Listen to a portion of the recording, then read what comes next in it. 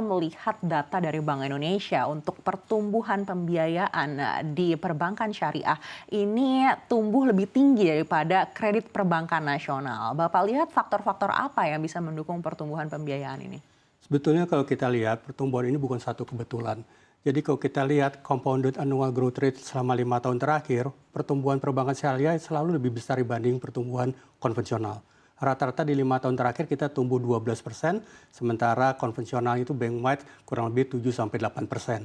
Nah, ada banyak hal yang membuat mengapa pertumbuhan perbankan syariah menjadi lebih besar dibanding perbankan konvensional.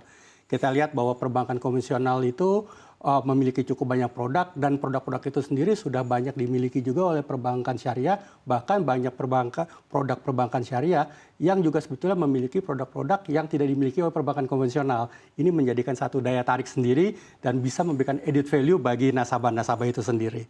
Lalu kita lihat juga pelayanan perbankan syariahnya pun juga sekarang sudah cukup maju. Mereka juga bisa ikut dalam berpartisipasi dalam pengembangan digitalnya. Jadi cukup banyak di perbankan syariah yang digitalisasinya juga cukup maju. Lalu kita juga lihat dari sisi masyarakat tingkat kesadaran untuk mempergunakan produk syariah atau untuk mencoba perbankan syariah pun juga sudah ada. Di samping tentu saja kita juga lihat bahwa pemerintah pun juga pelan-pelan juga sudah mulai ikut membantu untuk mempercepat pertumbuhan perbankan syariah. Jadi keterberpihakannya itu sudah mulai kelihatan. Jadi cukup banyak faktor-faktor yang membuat perbankan syariah itu bisa tumbuh lebih cepat dibanding perbankan konvensional. Baik, bagaimana dengan keadaan di CIMB Niaga Syariah sendiri? Kalau sekarang kita lihat masih dalam bentuk unit usaha syariah, apakah perlahan sudah terlihat ini pertumbuhannya mungkin akan menyalip induknya? Kalau kita lihat saat ini per posisi September dari sisi pembiayaan, kurang lebih dari CIMB Niaga yang kita lihat itu 26,5% sudah dalam bentuk syariah dari sisi pembiayaannya. Jadi sudah cukup besar ya. Tapi memang untuk menjadi besar itu pastinya sulit juga dilakukan ya, karena sama-sama kan kita tumbuh ya. Jadi kenapa kami juga bisa tumbuh begitu cepat? Kalau kita lihat selama 5 tahun terakhir ini kami tumbuh rata-rata 22%. Tahun lalu kami tumbuh kurang lebih 17-18%. Karena kami di CIMB Niaga itu menganut yang disebut dengan Syariah First. Jadi terhadap nasabah-nasabah yang datang, kami coba tawarkan terlebih dahulu produk-produk syariah selama produk-produk syariah itu memiliki added value yang lebih kepada nasabah-nasabah konsumennya itu. Kalau lebih jelek ya buat apa kita tawarkan ya, kita tawarkan konvensional saja. Jadi itulah yang membuat kenapa kita itu bisa tumbuh menjadi lebih cepat. Tapi kalau menjawab sekali lagi rasanya apakah akan menjadi lebih besar, rasanya sih belum sampai ke arah sana ya. Mudah-mudahan dalam berapa tahun ke depan, 2 tahun ke depan, kita bisa meningkatkan angkanya menjadi 30%. Tapi kalau menjadi lebih besar rasanya sih masih cukup jauh. Baik, apakah ada timeline kira-kira kapan unit usaha syariah di CIMB Niaga Syariah ini mungkin bisa tumbuh lebih besar daripada induknya? Kita lihat kita nanti suatu hari akan dicanangkan menjadi BUS. Memang peraturannya kan seperti demikian. Rasanya mungkin 2 tahun, 3 tahun ke depan kita akan menjadi BUS. Nah, sebagai anak perusahaan tentu modalnya kita juga akan menjadi lebih berkurang kan dibandingkan induknya. Nah, dengan lebih sedikitnya modal, rasanya juga kita juga nanti tidak akan bisa menyalip induk kita yang induknya yang modalnya menjadi jauh lebih besar daripada kita gitu. Jadi rasanya memang kita lihat produk syariah ini adalah sebagai salah satu produk pilihan terhadap nasabah kita. Jadi nasabah datang mau konvensional atau mau syariah, tapi buat kita ini again hanyalah sebagai produk dan belum ada terbayang buat kita bahwa ini akan menjadi lebih besar dibandingkan dengan produk dibandingkan dengan konvensionalnya. Kita harus ingat bahwa secara nasional produk perbankan syariah yang ada di masyarakat itu hanya 7% saja ya. Jadi ini masih challenge untuk bisa menjadi lebih besar termasuk di dalam CIMB Niaga sendiri. Baik, tapi di CIMB Niaga Syariah ini sudah melihat minat dari masyarakat terhadap pembiayaan syariah ini jadi lebih tinggi daripada konvensional.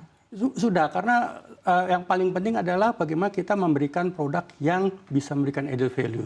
Kalau bisa memberikan produk value, masyarakat Indonesia kan cukup rasional. Ya, jadi mereka melihat, oh ini ada added value-nya. Kalau memang bisa berikan added value, bisa mengikuti perkembangan zaman dengan adanya produk-produk yang berbasis digital, bisa memberikan layanan yang sama baiknya. Rasanya sih nggak ada salahnya juga kita coba produk-produk syariah, gimana pun juga added value-nya itu yang dicari oleh nasabah. Gitu. Baik, apakah ini artinya digitalisasi menjadi salah satu penopang terbesar pertumbuhan industri perbankan syariah ini? Betul, terutama di CIMB Niaga. Kita lihat CIMB Niaga dahulu Bank Niaga itu kita sudah memiliki DNA digitalisasi. Jangan lupa, kita itu adalah bank pertama yang memperkenalkan ATM Indonesia. Kita yang pertama kali memperkenalkan namanya Visa Elektron, ya, debit card dari ATM. Kita yang pertama kali memperkenalkan rekening ponsel, rekening di mana kita tidak harus memiliki rekening di banknya. Gitu. Nah, itu semuanya ada DNA-nya dari CIMB Niaga dan di tempatnya kami itu mengenal apa yang disebut dengan leveraging. Jadi apa yang dilakukan di konvensional itu harus bisa juga dilakukan di syariah. Jadi produk-produk digital yang ada di CIMB Niaga saat ini itu juga harus dimiliki oleh di CIMB Niaga syariahnya. Jadi kita tidak pernah ketinggalan dari sisi digitalisasi dan kedepannya emang akan menjadi ke arah demikian. Karena kita lihat kan semakin banyak nasabah kita juga semakin banyak yang golongannya muda gitu. Ya, dan yang namanya digitalisasi ini udah sesuatu hal yang harus lah. Baik, kita tahu teknologi digital ini sudah mengarah ke artificial intelligence. Bagaimana ini akan dimanfaatkan oleh CIMB Niaga Syariah? Kalau kita lihat itu masih cukup jauh ya. Kita sebaiknya yang kita lebih fokus saat ini dengan digitalisasi adalah lebih banyak bagaimana mengajarkan ke nasabah kita untuk mulai pelan-pelan mempelajari mengenai perbankan syariah, termasuk juga dengan digitalisasinya. Kita lihat inklusivitasnya aja di Indonesia masih 12%, masih cukup jauh ya. Jadi kalau kita lihat 6 tahun yang lalu masih 9%, sekarang masih 12%.